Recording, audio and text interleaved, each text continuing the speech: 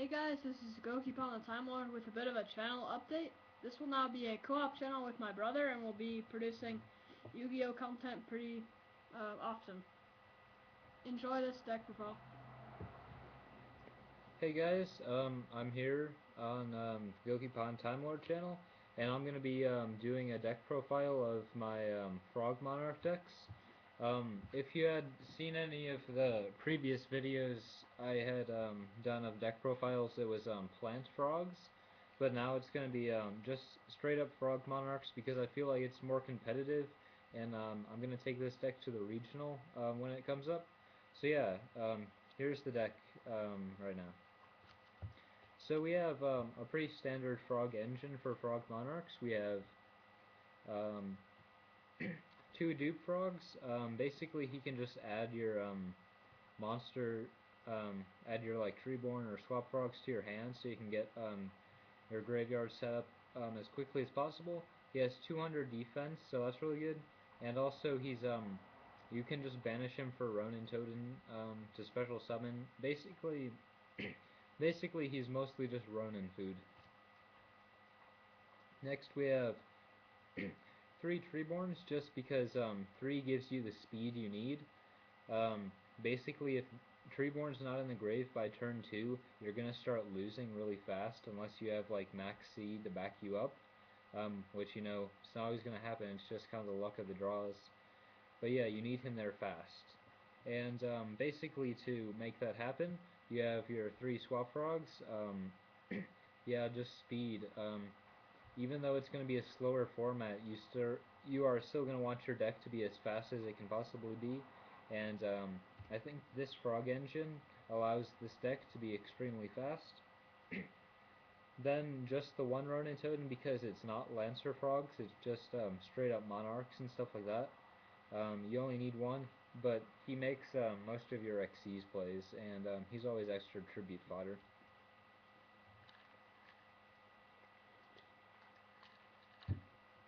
Next up, we have the hand traps. This deck doesn't run any conventional traps, and these hand traps I feel are going to be really important in this format especially. So, two Effect Veilers, just a great card in general. It's also a level 1 tuner, which is pretty important for this deck. 2 Max C, it allows you to keep up with your opponent, especially against stuff like Infernities or up against Dragon Ruler or Plants especially. You're going to need to have as much hand advantage as you possibly can if you're going to want to try and compete with those. And Maxi is basically what allows you to do that. Next up, we have our triple Battle Fader. Just because we're not running anything like Mirror Force, there's no D Prisons, no Wabakus, no Threatening Roars. Battle Fader is that, basically, for this deck. And he's also Tribute Fodder, Synchro, like with Effect Veiler to get Formula Synchron. Yeah, tribute him for your Monarchs, mostly. Last one, we have Gores, just because we're not running any back row, really. Gores is just good, prevents you from getting OTK'd, and helps you fight back against your opponent when they're making their like huge pushes. So yeah.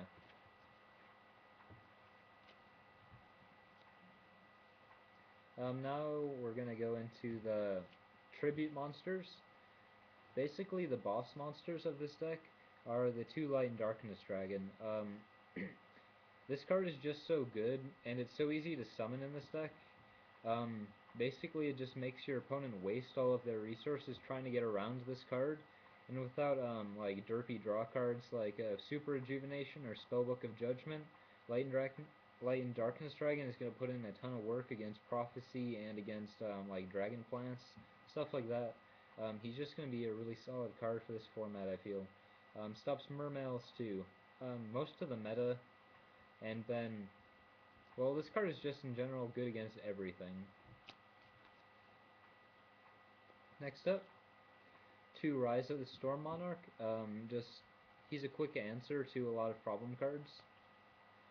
Then 1 Mobius. I feel like there's going to be more people running back row this format, so Mobius just feels like a better choice. He can always be sided out for a third Ryza or something like that if you need it. But yeah.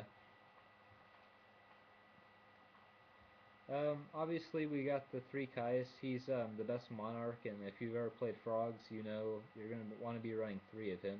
I mean, he's just the best card of the tribute lineup aside from Lad. Next up, 2 Vanity Fiend, just because it shuts down a lot of decks.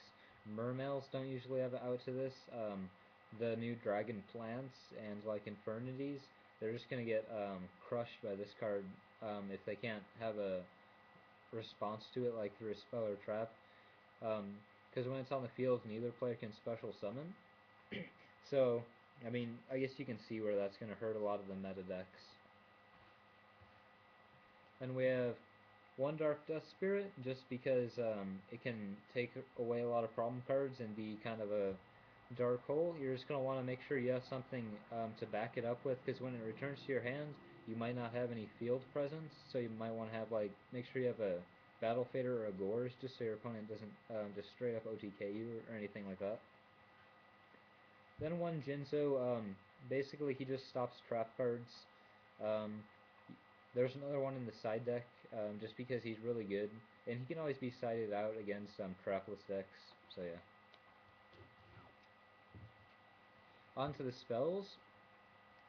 We have 3 Soul Exchange. Yep, 3 of those. Just because it's a really good answer to a lot of problem cards. Because most cards don't get their effects when they're tributed, so it's um, like Zenmain's, he's not going to be destroyed, he's just going to be tributed so your opponent can't pop your stuff. This card gets rid of Draco Sack really easily just because he can't protect himself from being tributed. Yeah, like Stardust can't get around this because it's not destroying anything. Just basically any problem cards this gets rid of. And then basically the same can be said for the 3 enemy controller.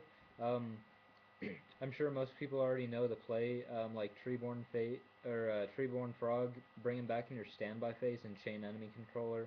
Lots of shenanigans you can do with that, and then like take your opponent's monsters, tribute them, use your opponent's monsters' effects.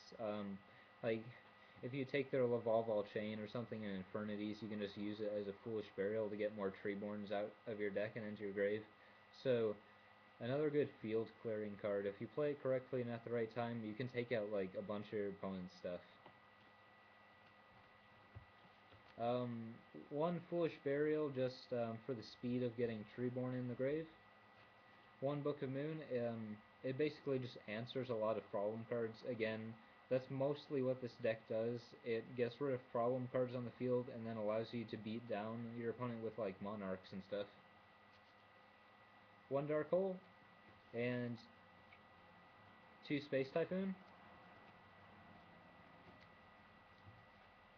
Onto the extra deck for the Xyz, we have 1 Slacker Magician, mostly because it can protect itself from Big Eye and Dracosack. Because if it's targeted, you can attach a material and then destroy that card that's targeting it. And once per turn, it can't be destroyed by battle. So a lot of decks will have a hard time getting around this card, and it answers a lot of the like stuff that you're gonna have to deal with like in the meta, especially against Dragon Plants and basically Dracosack and Big Eye. This card is an out to them. Next up, 2 Gachi Gachis. Just because frogs make him so easily, he gives you field advantage and boosts up your attack. So all your 2400 Monarchs and stuff like that, they'll have 2800 attack if he's on the field. And also, if you've had him on the field and then you summon a Light and Darkness Dragon, his attack will raise because this is continuous, and you'll get more negates out of it.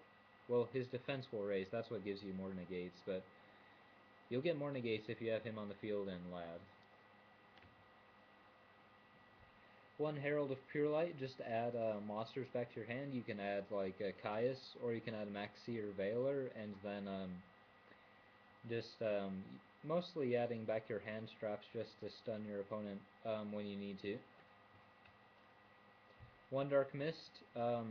I would swap this out for a Daigustu Phoenix if I had one, just because that's a much better card overall, but I don't have it, so Dark Mist is just filling in that spot until I get one.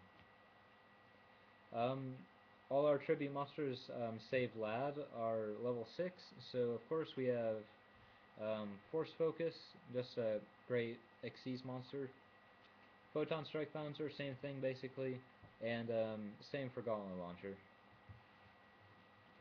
Now for our synchros, because we do have Effect Veiler, one Formula Synchron, the most easy to make, just Effect Veiler and a Treeborn Frog and then draw a card, and then you have a level 2 tuner to use with a Monarch or something and go for level 8s. One Mistbird, mostly just because you can make him, he has good defense and he has a good effect. One Catastor, same reason as Mistbird mostly. Black Rose Dragon, just destroy the field, and if you have like a Gotchi on board or something, you can save him and keep your field presence, or like bring back a Ronin Totem from the grave and have like a shield, basically just so you keep your field presence while your opponent doesn't have any advantage on the field. Stardust, just because it's a good card to have in here.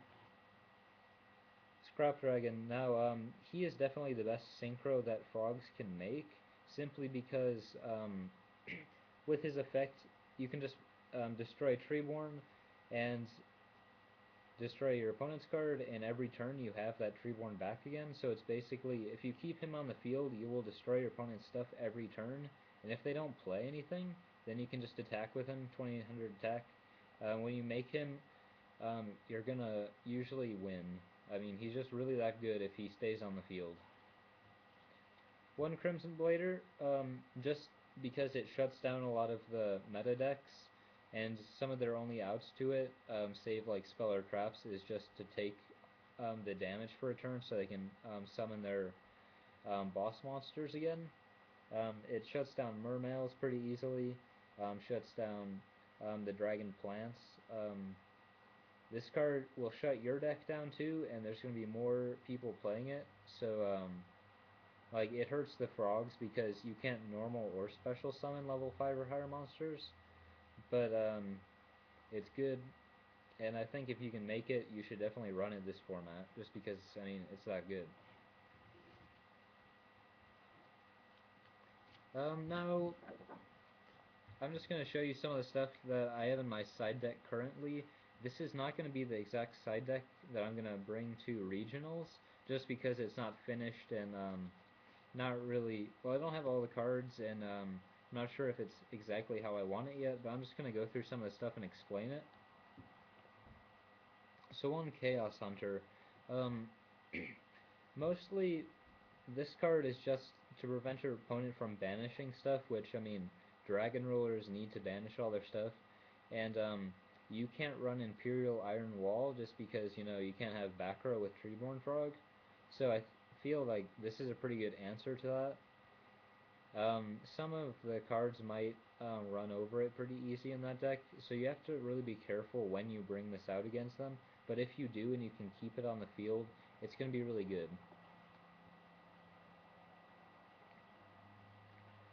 Same thing with the Kaiku. Your opponent can't banish any cards. It's mostly just more stuff against Dragon Rulers.